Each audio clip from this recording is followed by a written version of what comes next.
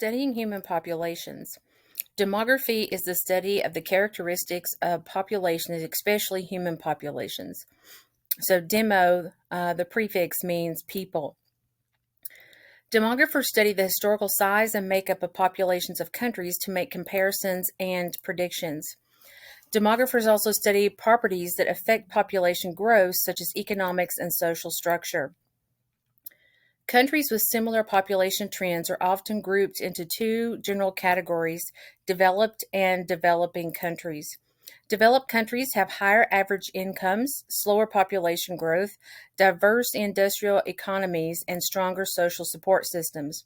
Developing countries have lower average incomes, simple and agriculture based economies, and rapid population growth.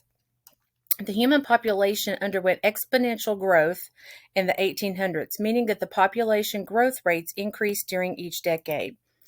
These increases were most likely due to increases in food production and improvements in hygiene and medicine.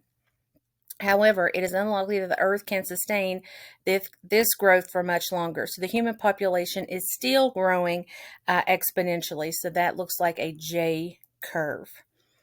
So here we see how long it took for the human population to begin this exponential growth, and then we can see it is still shooting straight upward. So exponential growth occurs under unlimited conditions, which is not something that can be sustained indefinitely. Age structure is the classification of members of a population into groups according to their age and distribution of members of a population in terms of age groups, and helps demographers make predictions. Countries that have high rates of growth usually have more young people than older people. In contrast, countries that have slower growth or no growth at all usually have an even distribution of ages in the population. Age structure can be graphed in a population pyramid, a type of double-sided bar graph. The figure on the following slide shows typical age structures for countries that have different rates of growth. So on the left, we see rapid growth, which is a least developed nation. In the middle, slow growth, a transitional nation. And then on the right, zero or declining growth, which is most developed nations. Age structure diagrams are divided up into different age brackets. So you can see the age brackets here are 0 to 4, 5 to 9, 10 to 14, all the way up to 80 plus.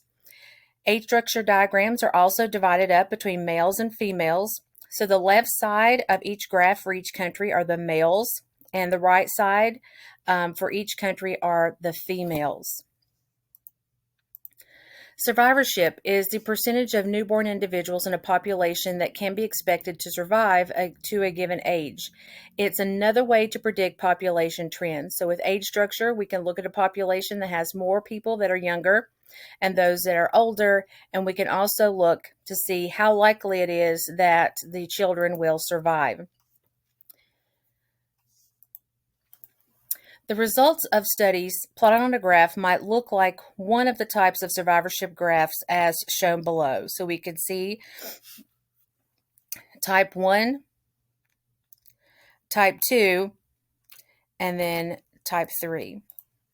Wealthy developed countries such as Japan and Germany currently have a type 1 survivorship curve because most people live to a very old age. Type 2 populations have a similar death rate at all ages, and type 3 survivorship is a pattern in which many offspring die, so they don't live past birth for long.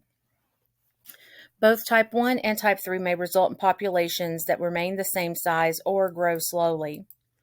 Fertility rates are the number of births, usually per year, per 1,000 women of childbearing age. So basically, it's how many children a woman can have over her lifetime. Replacement level is the average number of children each parent must have in order to replace themselves. The number is slightly more than 2 because not all children born will survive and reproduce. A graph of historical fertility rates for the United States is shown on the next slide. So we could see the fertility rates for the United States have definitely dropped since the 70s. So we could see the high fertility rates of the baby boom. So we're talking about boomers. We're talking about people who were born after the end of World War II. And then baby boomers and those that followed afterwards have been having fewer and fewer children. Um, and a lot of that is due to different choices that females have in their life other than having children. Migration in general is any movement of individuals from one population into another. So migration is referred to as immigration. So there's immigration with an I and immigration with an E. So movement into a population with an I is immigration. Moving out of a population or exiting is emigration. The populations of many developed countries might decrease if not for immigration, those coming into the population. Migration between and within countries is a significant part of population change, as you can see in the number of people added in millions per decade. Declining death rates. The dramatic increase in Earth's human population in the last 200 years has happened because death rates have declined more rapidly than birth rates have declined. So, death rates have declined mainly because people now have access to adequate food, cleaner water, and safer sewage disposal. And then also, we have the discovery of vaccines and also the use of antibiotics.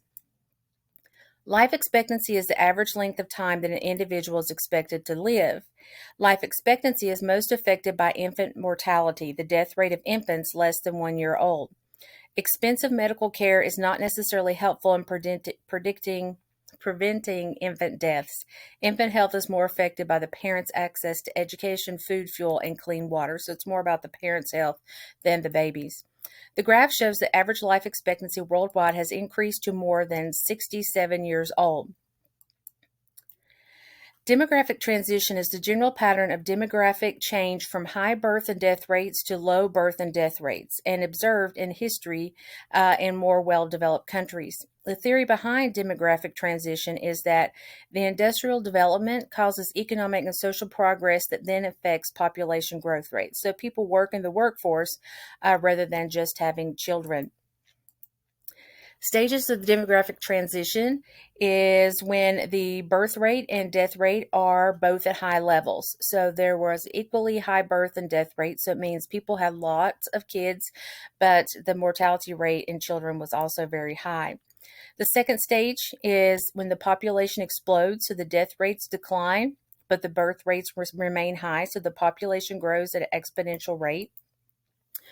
The third stage is population grows because the birth rate decreases and the birth rate decreases to meet the death rate. So this causes the population to stabilize. So if your birth rate and death rates are equal, then your population is going to level off, and therefore your population has achieved a demographic transition or a demographic shift from high birth and death rates to low birth and death rates. So we can see here that this transition also comes with industrialization or modernization of countries. Women and fertility. The factors most clearly related to a decline in birth rates, especially that in the United States, has to do with increasing education and economic independence of women.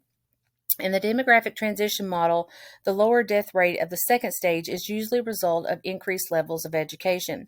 Educated women find that they do not need to bear as many children to ensure that some will survive. They may also learn family planning techniques, plus you kids are costly.